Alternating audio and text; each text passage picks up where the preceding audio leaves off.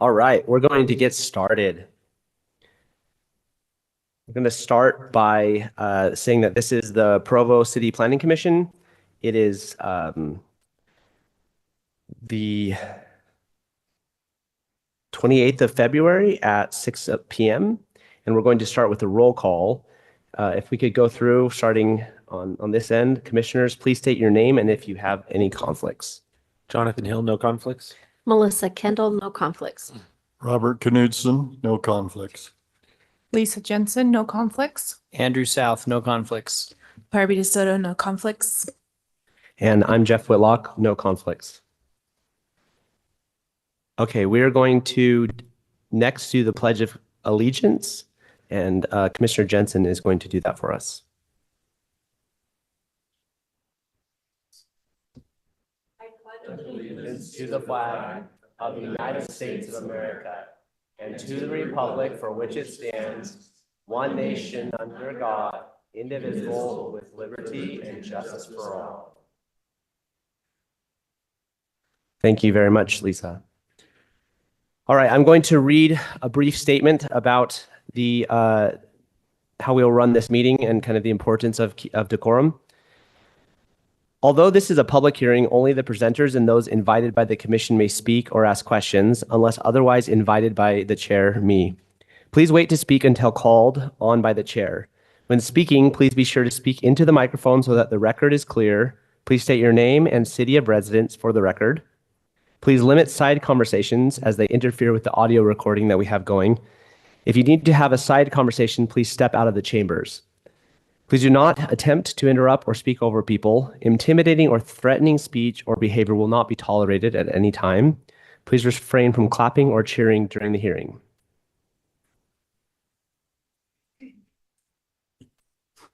All right, we will move to item number 1 on our agenda.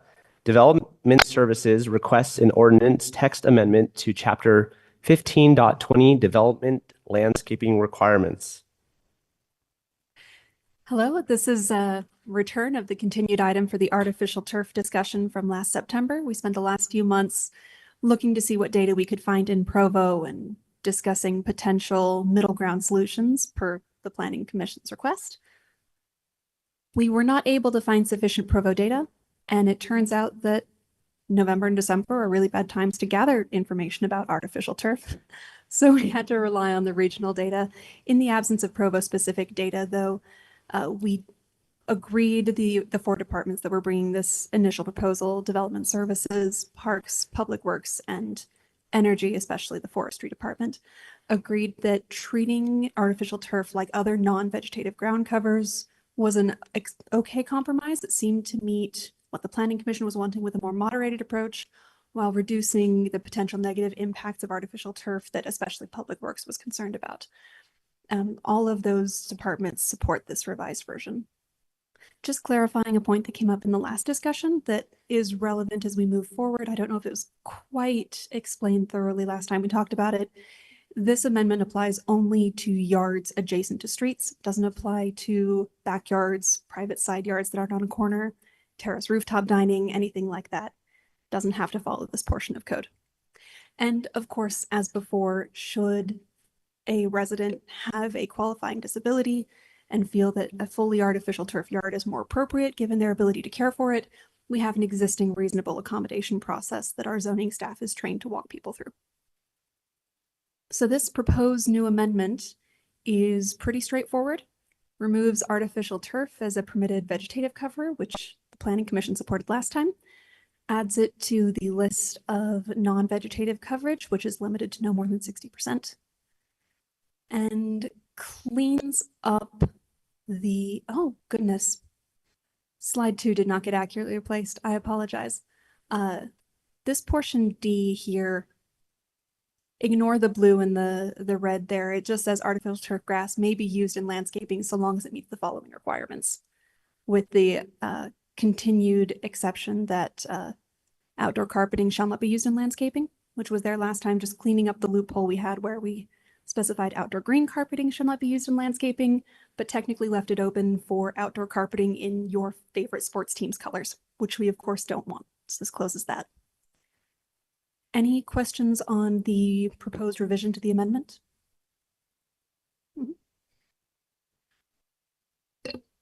Commissioner Jensen. I want to know how it's going to be enforced. Is it just people driving by saying, I don't like that yard? Or is it just going to be implemented at the project plan phase for larger projects? Like, what does this look like in everyday use? Yeah, new projects do have to go through the landscaping approval process. So for big projects, it would be that way. Or for any new projects or new developments. In existing projects, people don't tend to come to us for landscaping permits. This is an ongoing discussion we're having in our department about enforcement, but So subdivisions might slip under the radar simply because it's done on a smaller scale. yes, and were Okay. it reported or were our zoning enforcement officials to drive by and notice, they could have a conversation with the property owner then. Okay. Yep, that was it. Thank you. Are there any other questions? All right.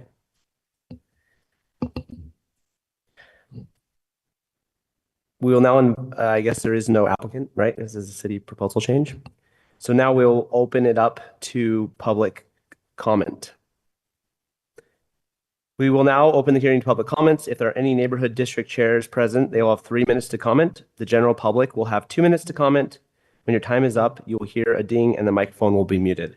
Each person may make one comment. If the commission has questions, we will invite you to come back to the microphone.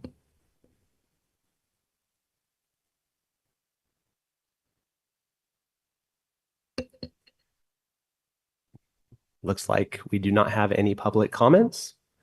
Going once, going twice, done. All right, I will now open it up to, seeing that there's no further comments, we will now close public comments. And now we will discuss amongst the commission.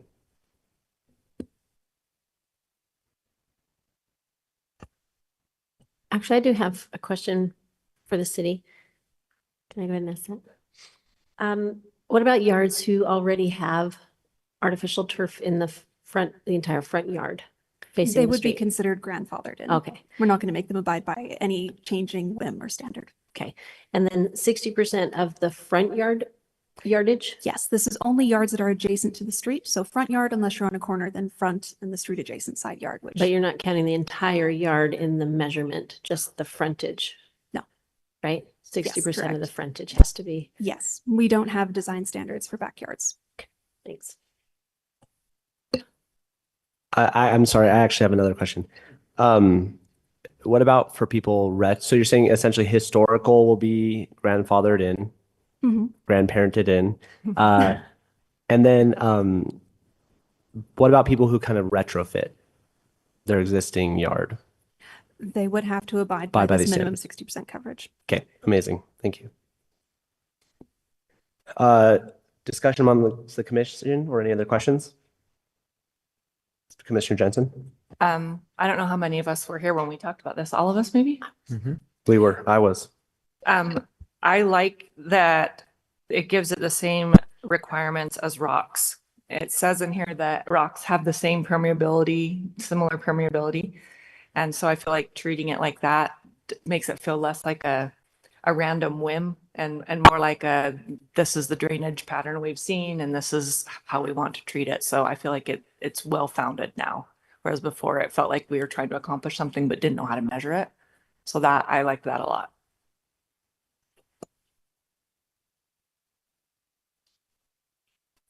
Yeah, I would agree.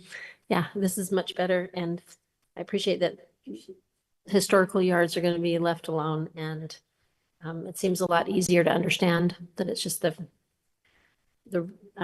street side adjacent yards and 60%. And it's great. I think it's good. Any other comments or would anyone be interested in making a motion? I'll make a motion. I move that we recommend approval of item 1, Provo City Development Services requests ordinance text amendments to chapter 15.20 development landscaping requirements to the Provo City Council. Can we get a second? Second. All right, that motion has been made and seconded. Let's do a call for a vote. Aye. Aye. Aye. Aye. Aye. Aye. And I will vote aye. Item number 1 has been sent a positive recommendation to the city council.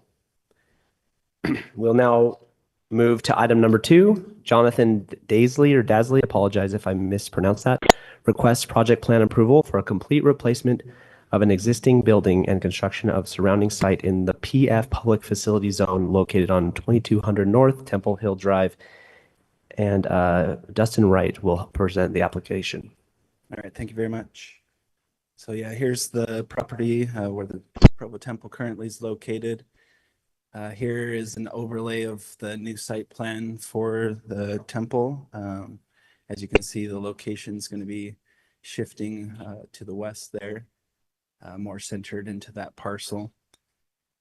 The application, there's been an application also submitted to the city to vacate the street for the city council to consider vacating or removing the Temple Hill Drive. You can see right there. And so the proposed site plan would incorporate that if that were approved and connect the parcel that the temple's on with the parcel below. So here's the proposed site plan. With the parcel currently where the temple is, the staff report I put that had 15 acres for the site. So that would be for that piece, including the street and the parking lot to the south. It's like 22 plus acres. Sorry, that jumped too far. There we go. Oh boy. Am I doing that? Okay. Maybe if you can advance it for me one slide there. So one more back. So here's the site plan. So as far as parking goes, the parking requirements are being met. Staff report kind of outlines what those are. That would be on-site parking here. And then there's a parking lot at the church adjacent across the street. That would also count towards meeting that. And then around the perimeter, the parking on the street doesn't count, but it's obviously there to be utilized as well. Then on the next one is our the updated landscape plan. So in the staff report, in one of the conditions, condition number 4, we'd put that street trees need to be added to that. This plan has been updated since that staff report was written, so it does include those. So the condition number 4 can be disregarded from the staff report conditions of a recommendation. Next slide. So building height, you've probably received those letters from some neighbors concerned about the height and also the design of the temple. A lot of people have grown accustomed to the current temple and have expressed in those letters that they don't want that changed. However, as far as planning commission goes, we're not able to require that anything remains the same. It's not on the historic register as a protected building. So as a planning commission, you don't have that ability to do that. So they could be advised to reach out to the property owner and express those desires. The design review committee has reviewed it and given their approval on the design. The height, also some have expressed some concerns about the height. The height does conform with the public facility zone where it's located, which essentially for every foot of height, it has to be set back 2 feet from a residential boundary line, which it does. And then the center tower there, our city code excludes those from the overall building height calculations. And so here's a rendering of the proposed structure. And let's see, so as far as conditions of approval, like I mentioned, the city council has to approve that street vacation for this site plan to work. So that would be condition number 1. Condition number 2 was that both of those parcels are combined to be one parcel. And then the third condition was that any remaining CRC staff comments are addressed. And that's all I have. If you have any questions for me, I'd be happy to answer those. All right, Commission, do we have any questions? Go ahead. I have a couple. Yep. How many parking stalls are there currently for the current temple?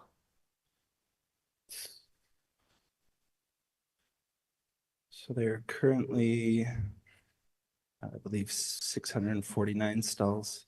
Okay. And then do you know the total number of stalls at the church? Yes. Like what percentage is being counted towards temple usage?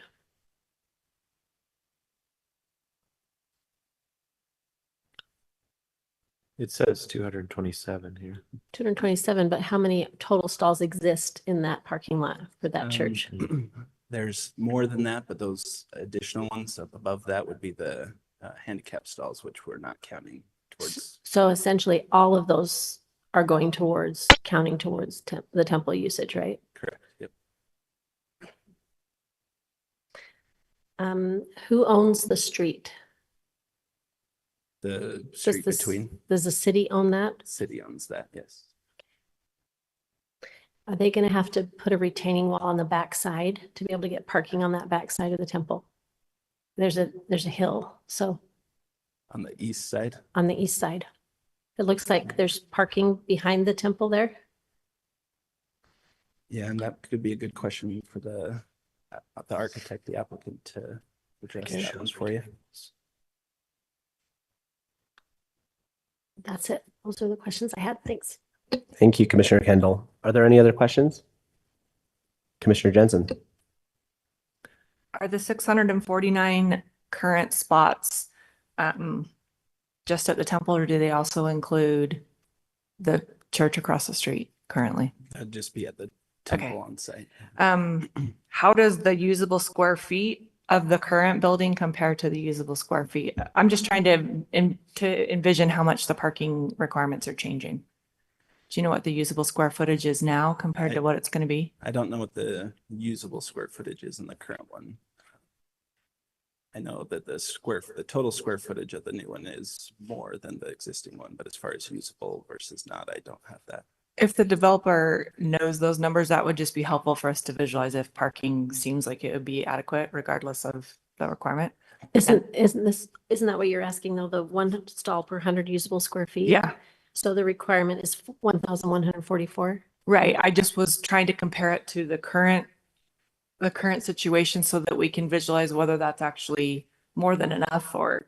Oh, so you're asking if the current situation, how much usable space is there in Yeah, the current if situation? it sort of fits in that formula, so we can just have an idea of what that would look like. Number 10 on your findings of fact. When you're talking about parking across the street, does this mean that there's going to be some sort of a crosswalk and pedestrian safety mechanism put in place to get people across that road? Because it's not just a teeny little road, it's pretty wide. Yeah, I'm not 100% sure on that. Maybe. if Okay, David Day. we'll red tag that for maybe the developer too. Yeah, or if Okay. David Day from Public Works might know the answer to that as well. And then just maybe this is just so that I can understand. What's the difference between short-term and long-term bike stalls? So short term would be like bike racks that are just out front where you can lock up a bike. Long term is going to be like where it's in some type of shelter, like More weatherproof. weatherproof and protected. Yeah. Okay. For long term. And then in order to get those angled parking stalls along the street, does that mean that the street's going to be completely redone? Does that land for the angled stalls come from the street width, or does it come from the temple property width? I'm just trying to visualize the traffic flow on that street with improved, because I think the angled stalls are brilliant, but I just wanted to make sure that it's not going to squeeze the street down and then be a mess that way. Do you have any idea where that land comes from that will be taken for those? My understanding is that it would be from the street side, but maybe David Day could answer that question better as well. Or maybe Mr. Pepperoni? Commissioner Pepperoni, did you want to clarify something? Yes, the angled parking is within the existing street right of way. That was actually suggested by our engineering department to basically create a road diet where the asphalt is already terrifically wide. So to narrow that and slow down traffic, they suggested adding angled Because parking. it's only one lane each direction, right? Right. So it'll just be a narrower lane Yes. or a more bound lane. Logically bound. Okay, thank you. Were there any other questions from the commission? One other thing on your asking about the parking for the current temple is non-conforming. It's underparked by today's standards. So that's one of the reasons why there seems to be a big disparity between existing parking and proposed parking. I just remembered one of the reasons I wanted to ask that is the lot that's across the street that they're asking to be vacated. Is that included in the 649 also? Okay. So thank you. I have a question pertaining to that, the current building being underparked. Do we see that in any parking studies we've ever done that regularly there are, 100% parking utilization and it's overflowing into neighborhood and it's a big problem? I haven't been made aware of any parking issues there. So yeah, I'm not sure that I don't know, I guess what the exact, if the lot gets full and how frequent with the current parking. But like Bill mentioned, the current standard, we're making sure that they meet that as far as parking goes, that there's sufficient to that standard. And then there's also the additional on-street stalls that we don't count towards that, but those are substantial and close proximity. Did you just say the angled park on the street, the angled slots on the street are not included in that number? No, Correct. they're not. We don't count on-street parking Oh, when we nice. do our parking Okay. calculations. So those would be in addition to that. That's going to help a lot. Thanks. Thank you. All right. Is there any comments from the Okay, commission? just one more, sorry. Sure. How many angled spots are there? Parking spots? 152. You see that on there? Yep. Okay, got it. Thanks. All right. Well, I'd like to invite the applicant up to make a brief presentation. Is that going to be Jonathan Dazley? Is that right? Okay, I'm just going to read a quick things. You'll have 15 minutes to make your presentation. When your time is up, you will hear a ding and the microphone will be muted. Following your presentation, if the commission has questions, we will invite you to come forward at that time. Thank you. 15 minutes. Okay, great. I'm Jonathan Dazley. I'm the project manager on this project with MHDN Architects. Along with me, I have an owner representative. He probably has more of a presentation than I have, but maybe just to kind of summarize some of the parking questions, if it makes sense. 897 are on the temple proper. 22 van, okay, 897 normal parking, 22 van parking for a total of 919 on site. The additional parking, as mentioned, 227 from the steakhouse that's across the street, right? That provides a total of 1,146 stalls. In addition to that, the angled parking is 152 stalls,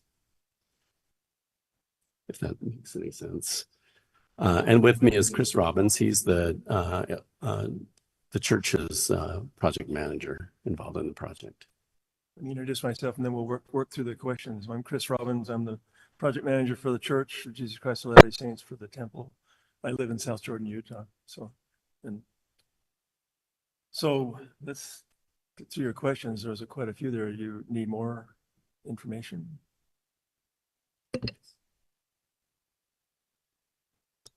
If you would like, if you have a presentation, I would recommend just go ahead of the presentation, then we'll catch up with any I don't have questions. much of a presentation. The announcement that came out on the 20th would be, the reasoning behind the temple reconstruction that's going on. Okay. I had the question about the connecting the parking that's in the church across the street to the north Right. with the parking and pedestrian throughways on the temple site itself. Do you have knowledge of or a plan for that? Not at the moment. Being a city street, I mean, we could get some guidance from the city and how they'd like to proceed on that, I guess. Okay, maybe we'll ask Mr. Day when you're done. Okay. Just, it looks like parking is a concern. What do you expect a full day? What would be the occupancy of the temple? Well, since the temple is parking is for those who come in vehicles, right? Mhm. But there's a certain number of, there's quite a percentage of those who come walking, biking. So there's a lot of we meet the requirements of the new development code for biking storage units and stalls. And so the normal would probably not exceed that. I mean, there's right now I was there Monday when there was, not Monday, it was last week before it was closed, and there was a lot of people there, and there were still parking stalls down on the part across from Temple Hill Drive is an MTC property. This plat will then combine it all, and those stalls are still there. So a lot of the traffic is foot traffic from the MTC and from BYU and so on and so forth. So it's pretty seldom even as busy as it is to fill all the parking stalls, but code says you got to have this many if you get that size of a temple. And and that's why I ask. I think it's interesting that our standard is based on square footage, not number of people attending, right? Yeah, and just want to be a lot more efficient, so it's move through quickly. Out of curiosity, how will it be more efficient? Just because the way the patrons flow through the building. Yeah. Are there any other questions for the applicant? All right, thank you so much. Thank you. We will now move to a conversation among the commission. No. Oh, public comments. Thank you. Sorry. Okay, I'm going to open it for public comments. We'll open now for public comments. If there are any neighborhood or district chairs, they'll have 3 minutes to comment. The general public will have 2 minutes to comment. When your time is up, you will hear a ding and the microphone will be muted. Each person may make one comment. If we have questions, we'll invite you to come back and ask them at that time. So if anyone from the meeting would like to come and comment, please do so now.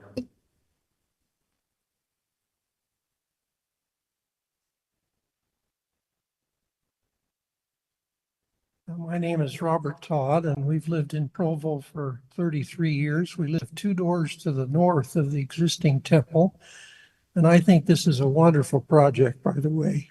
It's marvelous. I've served as a sealer in the Provo temple for the last 13 years.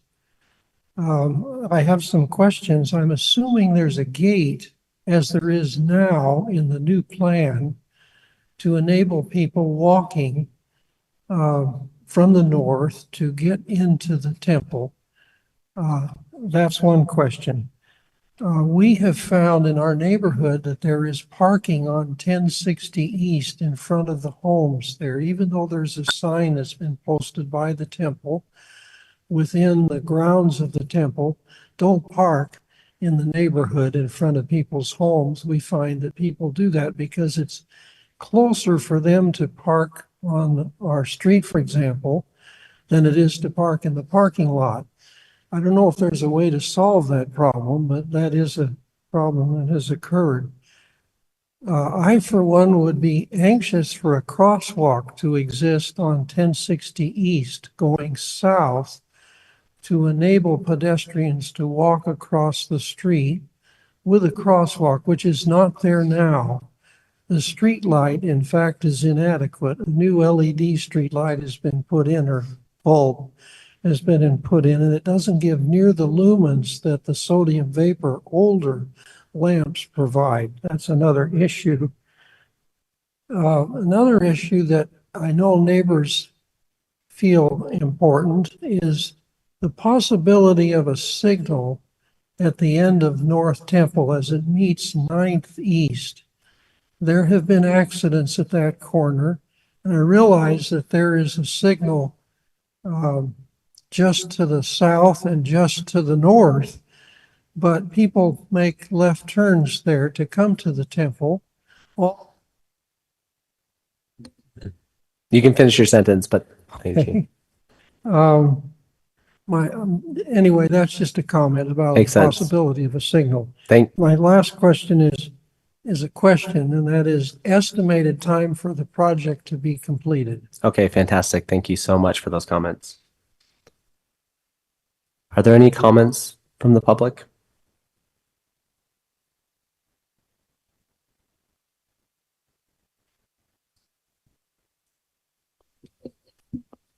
All right, seeing no further comments, we will now close public comments. The commission will now have a discussion regarding the item. I was wondering if Mr. Day could help us with our question about a crosswalk and then the question that was raised about the possibility of a signal and then lighting or access questions in general. Yeah, so David Day with Public Works. Crosswalk would be where normal crosswalks would be at the intersections of the entrances and the current roads that are there. So they would just be normal crosswalks. A little bit about the width of those roads up there. If you can envision 70 plus feet of asphalt width, which is way too much. I'm not sure why that was part of the original plan up there, but we've thought of ways to try to shrink that. And the temple, when they were planning to reconstruct, it's a great opportunity to shrink that footprint. Just for perspective, that's enough asphalt for 6 lanes of traffic. So we're not ever going to see that much up there. We could cut that road in half and still have plenty of travel lanes. So eating up about 20 feet of that is actually a good thing. Shrinks the road, makes it a calmer feeling. It doesn't seem like a runway. And also the crossing distance for pedestrians is now shortened by that same amount. So it makes it a safer situation. Any signals that we put in have to be warranted. And what that is a study that we do. And we look at how many vehicles are turning right, left, through, pedestrians are counted. And all of that is put into a federal format where we look at it and you can count the number of traffic movements and determine is it warranted. And if it is warranted, then we put in the signal. If it's not warranted, we don't. So that's kind of how that goes. The studies show that if you put in a signal where it's not warranted, it actually causes more trouble than if you leave it out. So we're really careful about waiting to the right time to put in signals. So Are there plans to study that intersection? yeah, we study all of them. And we're constantly looking at those volumes and trying to see how close we're getting so that we can program ahead of time to pay for them. So it sounds like the answer to the public on that would be it likely wouldn't happen before the temple was finished and you had a new traffic flow to study.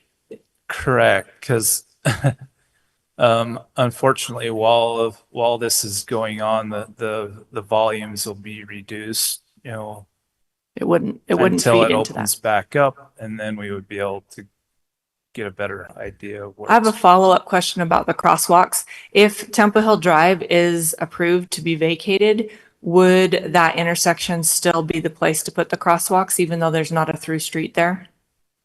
If you look on their site plan, that is one of the main entrances into. So if you look at, That's where the 2 roads in and out of the parking lot go. yeah, that is the current road that's there that's proposed to be vacated, and that would be a good location for crosswalks. Would you expect to see it on both sides or just on the north side because that goes to the parking lot? So you can kind of see the paint that's already there. We have that access coming out of the BYU housing to the south with a crosswalk there. And then the north side with the two crosswalks be a similar configuration. But again, that crossing distance would be narrowed up and it would be a shorter exposure to the pedestrian to traffic. Is just so I'm understanding, would the plan also to be put crosswalks on those other two, I guess there are 3 pedestrian entrances on the north side and then the one on the kind of the south and yeah. Most likely not. Okay. Any other questions? Or I guess we're in discussion, so thank you. Okay. I have a follow-up question about the signal, and correct me if I'm wrong, but I seem to remember that this stretch of 2230 before that speeds 9 base is going to be an arterial. It's currently an arterial. It's currently an arterial. Yeah. Okay, but it's going to be expanded. Is that right?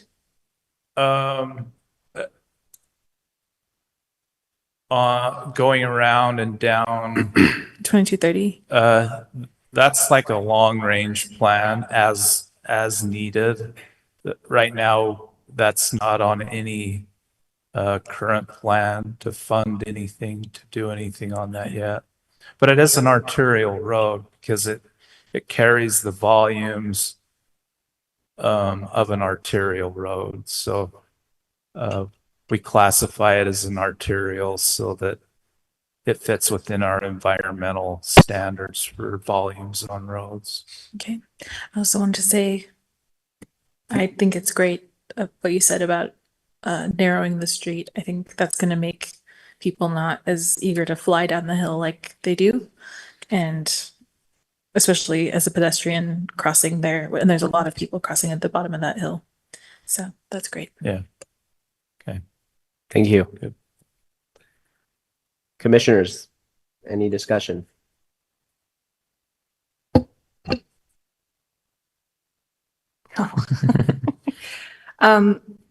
I think this is fantastic. There's so many things I love about it.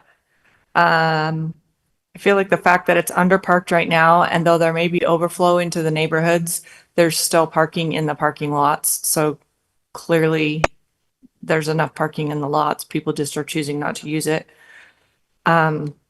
I love, where are my notes?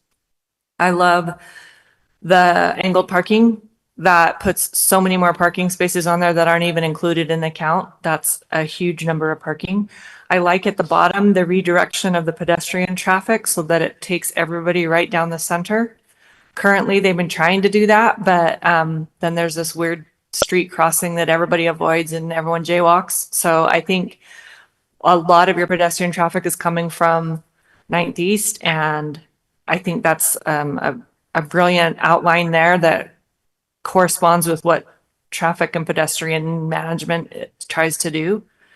Angled parking, pedestrian. I'm not worried about the parking lot numbers or even the fact that the extra numbers are across the street because there is that crosswalk intersection there. And because so many of the patrons will be assumed to come on foot from BYU or the MTC. So I just feel like it'll be adequate. I feel like even with the increased square footage and the increased usage that's anticipated, I'm guessing that most of the increased patronage will come from those same 2 sources. So it won't be more car patrons necessarily. It will be equally more pedestrian patrons. So I feel really good about how this is presented, and I think it will be a lovely final project. Commissioner Kendall, you had some comments? Or Commissioner Hill?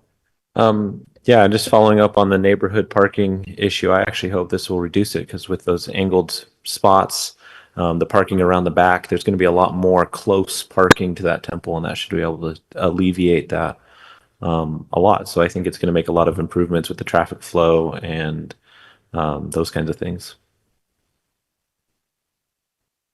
So I was just gonna, you said what I was gonna say. I love it too, and I think that vacating the street is really important to this. This is my stake center, so I frequent this area every week, and that street, the only purpose really that it serves is to get into the temple. So, otherwise, it's very easy to go up and around or down. That intersection is a bit of a problem. But it's nice to hear that the city's watching it and they'll put it in when it's time. I love the angled parking. That just because I was a little concerned, only because the temple parking lot is always full. I can't find a spot there. So the way it is now. And so we always park on the street, not on the neighborhood side, always on the temple side. But this will add so much more of that street parking so that people aren't tempted to park across the street. And I was also concerned hearing that so many of the church spots are being attributed for the temple because that is the highest usage building probably around. It's a stake center. BYU uses it. It's just not BYU itself, but BYU students use it.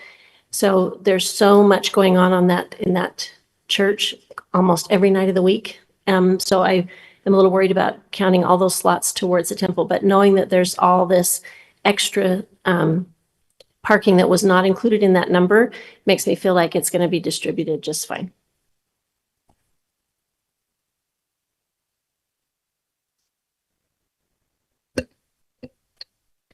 I thought of a question that didn't get answered that maybe Mr. Day is the one to ask. Ms. Kendall asked about whether there was going to be a retaining wall needed on the backside for that parking lot to be there. The east side of the site plan shows a couple rows of parking there, and she was wondering if a retaining wall was going to The be. transitions on the grades are accommodated by landscape walls. They're less than 4 feet tall. So it's gradual enough It's there. gradual, yeah. Thank you. Any other comments from the commission?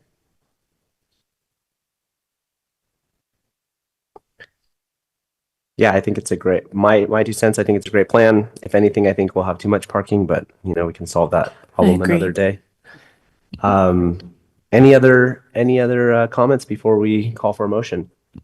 I'll also mention for members of the public, I can see there's been a hand or two. We need to stick to the agenda of the meeting, but you're welcome after the meeting to ask people. I just had a question that didn't get answered. I'm sorry, we don't reopen it for public comment. But like I said, there'll be people around happy to try to answer after the meeting. Anyone would like to make a motion? Can entertain one. I'll make a motion. I make a motion that